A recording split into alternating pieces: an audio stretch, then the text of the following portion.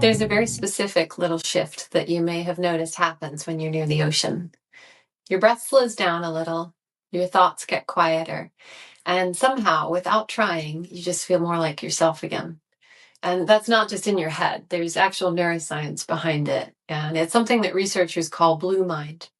I'm Meredith, a neuroscientist, yoga teacher, and someone who spent a lot of time both studying the brain and also testing it in the ocean.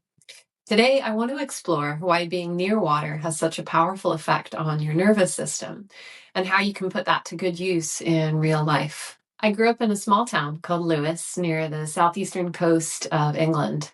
You couldn't always see the ocean, but on most days you could smell it in the air.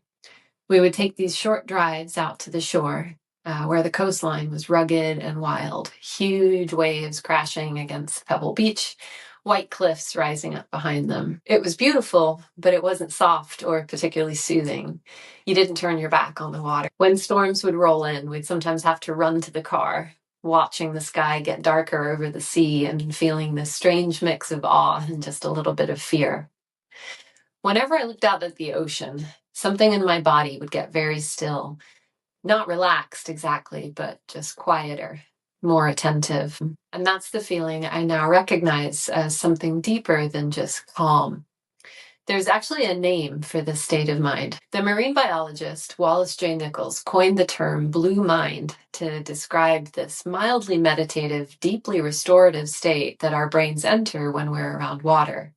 And research consistently shows that spending time near blue spaces, these might be oceans, rivers, even canals, is associated with lower stress, improved mood, and overall well-being. Part of what's happening is neurochemical. Studies show that exposure to bodies of water is linked to increases in dopamine and serotonin, your feel-good neurotransmitters, while lowering cortisol, which is your primary stress hormone. But what's even more interesting is how your attention changes.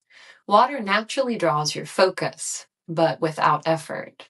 The movement, the color, the sound, they gently hold your awareness. It's kind of spacing out. This captures that moment. This is something researchers call involuntary attention, and it leads to a very specific state of mind known as soft fascination.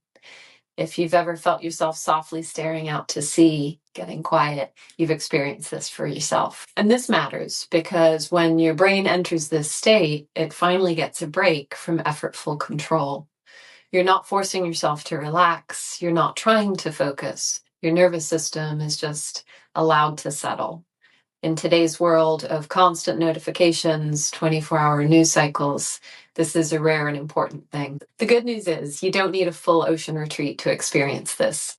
Studies show us that 30 minutes walking near the water, a couple of hours a month spent by the coast, or even just a few minutes spent looking out at the water can measurably shift your physiology, lowering your heart rate, lowering your blood pressure, and reducing your overall stress response. And interestingly, moving water, like waves or rivers, seems to be even more powerful, probably because it just gives your brain enough variation to stay engaged without becoming overwhelming. So instead of thinking about calm as something that you have to create or work for, you might start thinking about it as something that you can intentionally go looking for and willfully step into.